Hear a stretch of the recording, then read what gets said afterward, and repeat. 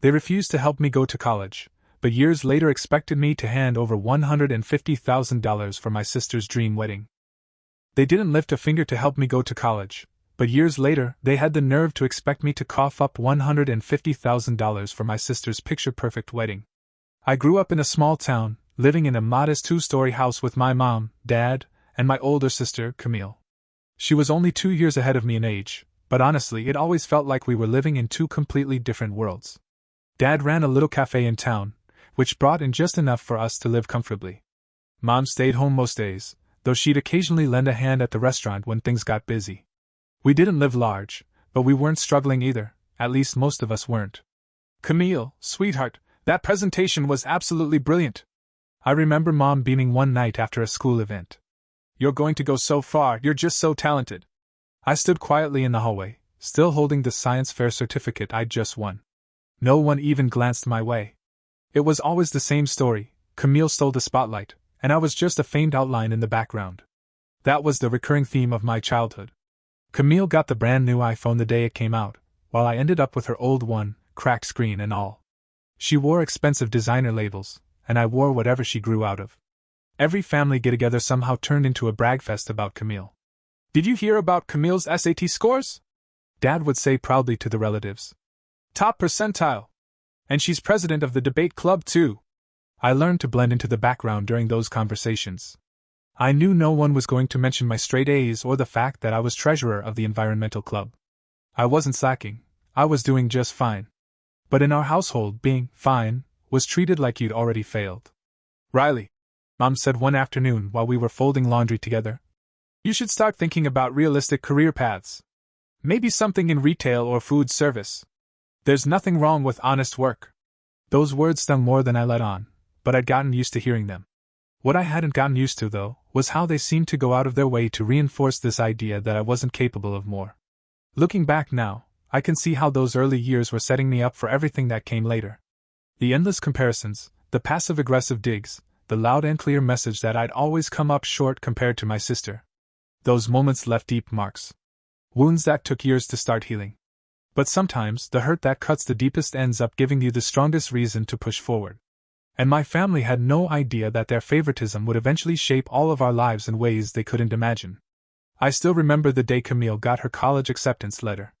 The whole house lit up like it was Christmas.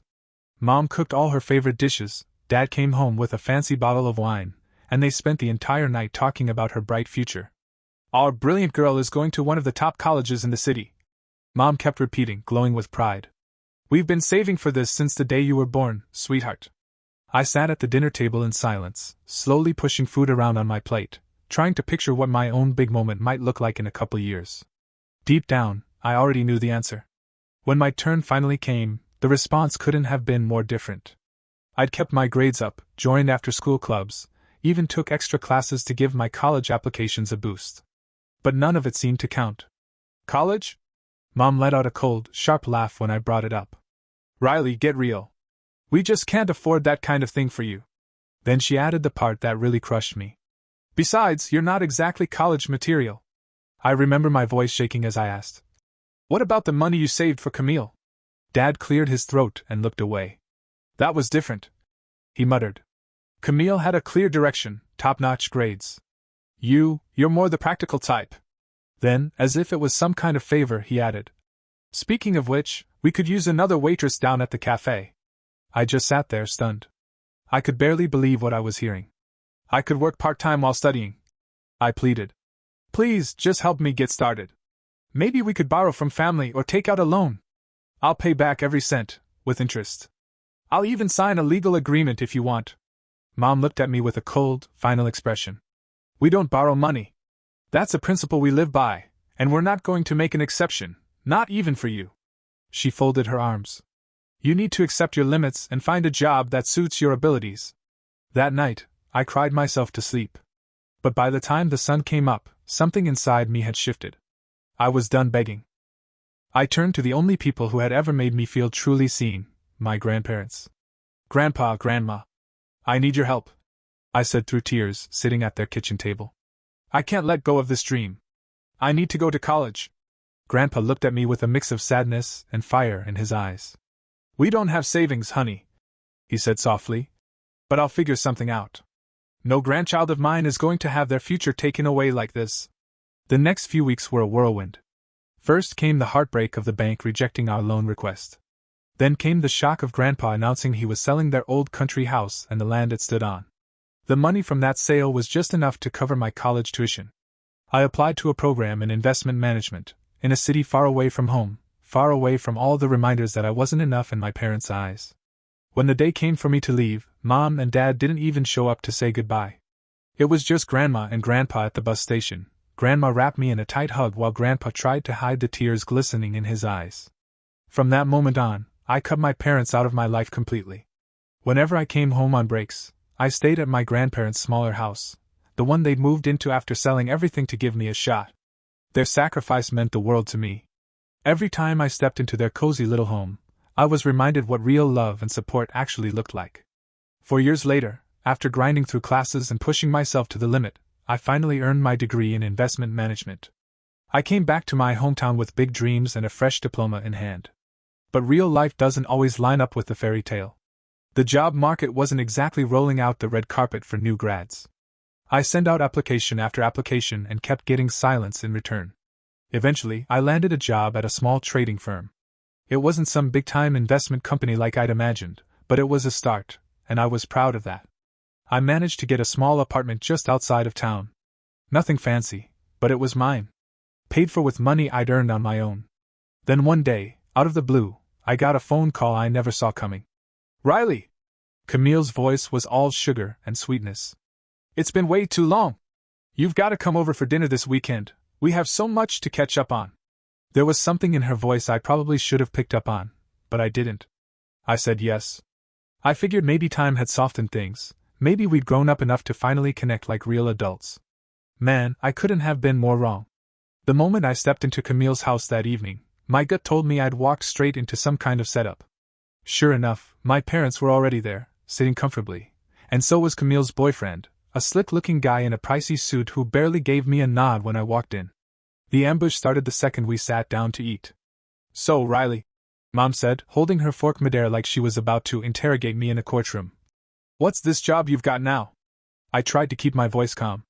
"I work at a trading company," I said. "It's a small firm, but—" Before I could finish, Camille cut me off with a loud, fake laugh. "A trading company? Oh my God, do you mean like one of those budget shops? Please, you don't even need a degree for that. You could literally walk in off the street and get hired." Mom jumped right in, beaming like it was all some big joke. "Unlike Camille," she said proudly, "who's a manager at a top bank in the city. And Julian here is a lawyer with Anderson and Pierce." Julian, the boyfriend, gave this smug little nod like he was expecting applause. "One of the best firms in the whole state," he said like he was reading from his LinkedIn bio. Mom sighed and looked at me with that same pitying face she always used. "I told you, college wasn't necessary for you, sweetheart." Then she said it, the line that really hit a nerve. "Such a shame about your grandfather's property, what a waste." Dad chuckled as he swirled his wine. "Hey, offer still stands," he said, flashing a grin. "I could always use an educated waitress down at the cafe. Customers would love it. Imagine hearing, 'Would you like fries with that?' from someone with a college degree." They all burst into laughter like it was the funniest thing they'd ever heard. All of them, except me. I just sat there, poking at my food, quiet, distant, just like I used to when I was a kid. Then Camille turned to me, all casual and nosy. "So, where are you living now?" I hadn't even brought it up yet, but I answered anyway. "I found a place on Cedar Street," I said quietly. The whole table erupted with dramatic gasps, like I just told them I moved into a dumpster. "Cedar Street?" Camille's eyes got big and round, full of fake concern. "Oh, Riley, that's literally the worst area in town. I mean, the people who live there." She paused for dramatic effect. "Well, you know, folks who just can't afford better." "Beggars, dear," Mom said in a loud whisper. "She means beggars." They laughed again, louder this time. And that's when something in me just snapped. All that time apart, all those years and miles between us, none of it had changed a thing. They were still the same mean-spirited, judgmental people I grew up with. "You know what?" I said, standing up so fast my chair screeched across the floor. "You know what? I'd rather be a beggar than end up anything like you." My voice shook with anger. "At least I earned everything I have. I didn't ride anyone's coattails. I didn't leech off Daddy's wallet. I grabbed my purse and stormed out, tuning out the shocked protests and accusations being hurled behind me. I didn't even look back. As I stepped into the cool night air, I made myself a promise. That was the last time I'd ever let them humiliate me. I was done. Funny how life works, though. Just when you feel like you've hit a dead end, the universe throws you a lifeline. I was still working at that small trading company, doing what I could, feeling like I was stuck in place. Then one afternoon my phone rang. It was Lisa, my college roommate. Her voice was practically vibrating with excitement. "Riley, you won't believe this. Remember how we used to dream about working at Maxwell Investment Group? Well, guess what? They're opening a branch in your city. And get this, they're looking for new talent." She didn't even pause. "I already recommended you." My heart jumped into my throat. Maxwell was huge, one of the top firms in the industry. That night, I stayed up late polishing my resume. The whole week after, I spent every spare moment prepping for the interview like my life depended on it. When I finally walked into their temporary office, it felt like the stars had aligned. The interview wasn't easy. They grilled me hard on everything from market trends to specific investment strategies. But all those nights I'd stayed late at my old job, all that self-study I'd done, it finally paid off. A week later the call came. I got the job. From the very first day, I gave that place everything I had. While most people clocked out at 5, I stayed late, running reports, drafting strategies, refining proposals. My first big assignment was managing a portfolio for a mid-sized tech firm. When I delivered a 40% return in the first quarter, people started taking notice. "Riley, this is incredible work," my supervisor said during my 6-month review. Along with that praise came a bonus, more money than I'd made in an entire year at my last company. But I wasn't even close to done. I pushed harder, took on riskier projects, built a name for myself as the girl who could turn any struggling investment into solid gold. The bonuses kept growing, and every dollar had a purpose. 2 years after joining Maxwell, I walked into a luxury car dealership. I'm pretty sure the salesman thought I was lost, until I pointed straight at the flashiest car on the floor. "I'll take that one," I said. An hour later, I was parked outside my grandparents' house. Brand new car, still shining, giant red bow on top. Grandpa's jaw dropped as I handed him the keys. But I wasn't finished yet. The following month, I closed on an apartment in the Heights, only the most elite new complex in the whole city. Floor-to-ceiling windows, marble counters, and a view so gorgeous it made you feel like you owned the skyline. One morning, I was walking out of my building with a coffee in hand when I heard a voice I hadn't expected. "Riley." I turned and saw Camille, decked out in designer workout gear, looking like she'd just seen a ghost. "What are you doing here?" she asked, clearly stunned. I took a slow sip of my drink and smiled. "Oh, I live here," I said, pointing toward the penthouse. "Just bought the place, actually." Her face was a mix of disbelief, shock, and something else. For the first time in my life, I saw jealousy in my sister's eyes. About a week after that run-in with Camille, my phone rang again, and this time, the caller ID stopped me cold. It was my parents. They hadn't called me in years, so yeah, I was surprised. What really threw me was the reason. They said they just happened to be nearby and wanted to stop in. I said yes. Mostly out of curiosity. When they walked into my apartment, the look on their faces was almost worth all the years of paying. Mom's eyes darted from the huge windows to the designer furniture, while Dad hovered in the entryway like he was afraid to breathe too hard. "This is very impressive," Mom said at last, trailing her fingers along the marble counter like it might bite her. "You must be doing quite well for yourself." "I am," I said simply, motioning for them to sit down on the Italian leather sofa. They looked at each other, clearly gearing up for something. Mom cleared her throat. "Well, actually, we came because we have some news. Camille is engaged to Julian. It happened last month at the engagement party." "Well, their engagement party, the one I wasn't invited to, obviously. They're planning the wedding for 6 months from now," Mom said, slipping into that familiar coaxing voice she always used when I was a kid. "We've offered to pay for half, just like tradition." Dad shifted in his seat, looking uneasy. "But, turns out the total budget is, well, it's $300,000. I nearly spit out my water. $300,000? Julian's family has certain expectations," Mom said quickly, trying to smooth it over. "They're very respected around here. We promised to pay half before we actually saw the numbers, and now..." She let the words hang, staring at me. "Now you need $150,000? I said, finishing the thought for her. Exactly. Mom perked up, as if I'd just agreed. And since you're doing so well, living in this beautiful apartment, working for that impressive firm, you want me to just hand over the money? I cut in, my voice flat. Loan. Dad jumped in.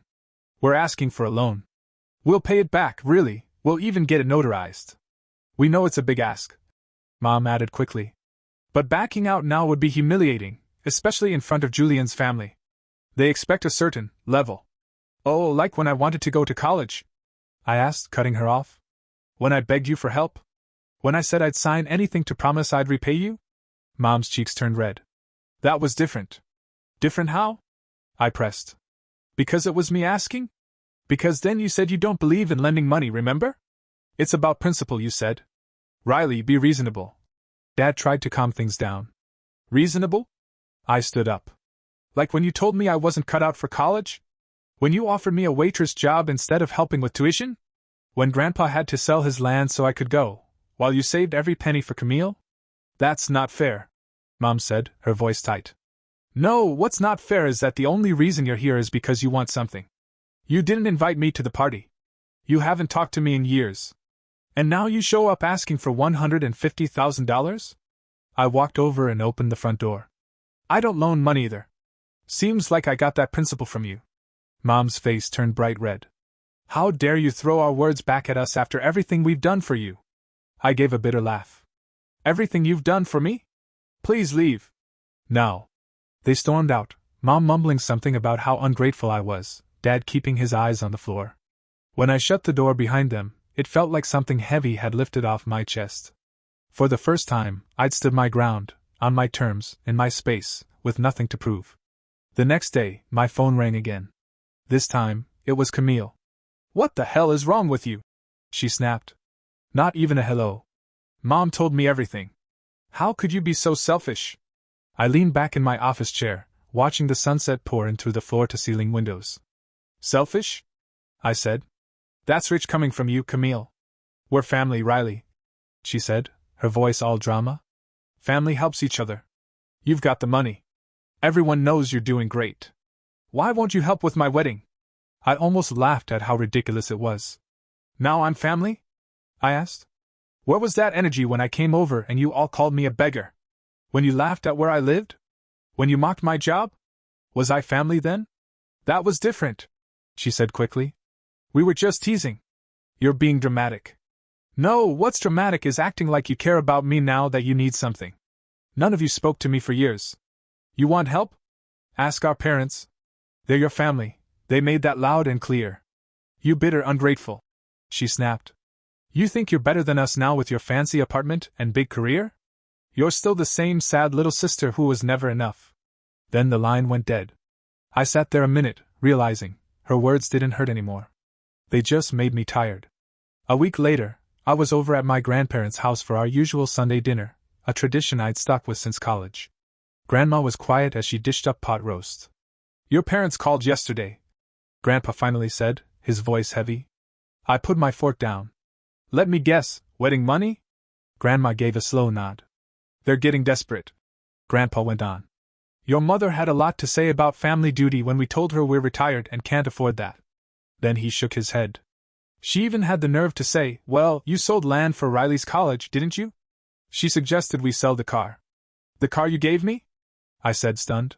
That's when I hung up, Grandpa said proudly. Told her that unlike some people, we don't sell gifts from the ones who actually care about us. Grandma reached across and gently held my hand. The three of us sat there in quiet understanding, connected by more than blood, by real love and loyalty. Word spreads fast in a small town. And my parents made sure their version spread faster. Within weeks, their story had made the rounds. I started overhearing bits of it in random places. Like at the grocery store, where one of Mom's friends whispered loudly just one aisle over. Did you hear about the younger daughter? Got herself a big-shot job and now thinks she's too good for her family. Doesn't even talk to them anymore. Says they're too poor. At church, I caught cold glances from extended relatives when I showed up with Grandma and Grandpa. One evening, Aunt Linda even called me, full of judgment. Your mother told me you wouldn't even let her inside your apartment, she said. How could you treat your own mother that way? I could have set the record straight. Could have told them how my parents only ever reached out when they needed something. How they ignored my dreams, made fun of me, pushed me down for years. But I'd learned something: trying to explain yourself to toxic people only gives them more ammo. So instead, I kept focusing on my work, spent time with my grandparents, and let the gossip blow around like autumn leaves in the wind. My grandparents knew the truth. They'd been there for every step of it. That was all I needed. But with just 2 weeks left until the wedding, Camille gave it one last shot. Camille showed up at my place out of nowhere, dressed to impress in her most expensive outfit, and flashing the most charming smile she could manage. "Riley, we need to talk," she said, sliding right past me into the living room like she owned the place. "This has gone on long enough. We're sisters. We shouldn't be fighting." I stood near the window with my arms crossed, watching her make herself comfortable on my couch like she belonged there. "Why are you really here, Camille?" I asked flatly. "To make peace," she said, giving me a smile straight out of a beauty pageant. "And to help you understand what's going on. Julian parents, they're not just rich. They're old money. They have connections everywhere. This wedding has to be perfect." I stayed quiet. I knew that wasn't the whole story. "The final payments are due next week," she added, twisting her engagement ring nervously. "The restaurant deposit, the wedding planner's fee, the flowers, everything's coming up at once. And if Mom and Dad can't cover their half, it's going to be humiliating." She glanced at me, looking more desperate now. "Julian family will find out they couldn't afford it. It won't just look bad for Mom and Dad, it'll reflect badly on me. On my future with Julian. So this isn't really about making peace," I said. "It's about the money." "Well, yes, but..." She stood up and walked over, resting her hand gently on my arm. "Riley, please. You're my sister. I need your help. We need to make the right impression." I slowly pulled my arm away, walked to the front door, and opened it. "I don't care about impressing Julian parents. I don't care about your perfect wedding. And I sure as hell don't care what you or anyone else in that family thinks anymore." She stared at me, her voice trembling now. "You're making a big mistake. You'll regret this." I gave her a calm, honest smile. "No, Camille. For once, I'm completely sure I won't." A few days after Camille's little visit, I got a text from Elena, one of her old college friends who'd always treated me kindly. She thought I'd want to hear what went down at the country club the night before. "Your parents finally had to tell the truth," she wrote. "They couldn't avoid the wedding planner's calls anymore. It turned into a scene. I could see it in my head perfectly: the polished dining room, the crisp linens, the waiters in tuxedos. Julian parents dressed to the nines. And then my parents, having to confess they couldn't afford their half of the wedding costs." Elena said Julian mom nearly turned purple with rage. That dream wedding they'd been planning? It started falling apart fast. The luxury honeymoon in the Maldives? Cancelled. The vintage champagne? Cut back. The high-end flower arrangements? Swapped for simpler ones. Julian parents eventually agreed to cover the entire cost themselves, but the damage was already done. The wedding still happened, just a much smaller version of what they'd imagined. I wasn't invited, of course. Didn't expect to be. My grandparents were invited, though. They politely declined and sent a nice note saying they had other plans. Instead, we spent that Saturday having a backyard picnic at their place, quietly ignoring the event going on across town. About a week later, the wedding photos started popping up on social media.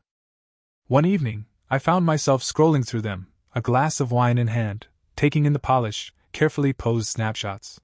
There was Camille in her designer gown, looking picture perfect. Julian looked stiff, his smile more forced than natural. And my parents, easy to spot in brand new clothes they probably couldn't afford. They were trying so hard to blend into that world of wealth and status. But their smiles looked tight, their body language uncomfortable. Julian parents barely appeared in the pictures, and when they did, they looked displeased. There was one photo, in particular, where Julian mom glanced at my parents like she just stepped in something unpleasant. Over the next few weeks, Elena kept me in the loop. Camille and Julian moved into a house his parents bought for them as a wedding gift. My parents didn't visit much. Apparently, they didn't quite fit in with what Julian family had in mind for Sunday brunches. I haven't spoken to Camille or my parents since before the wedding, and honestly, I don't see that changing. But sitting here now in my apartment, watching the sun sink below the skyline and paint the city in shades of gold, I feel peace. Real peace. Because some bridges? Once they're burned, they're better left in ashes.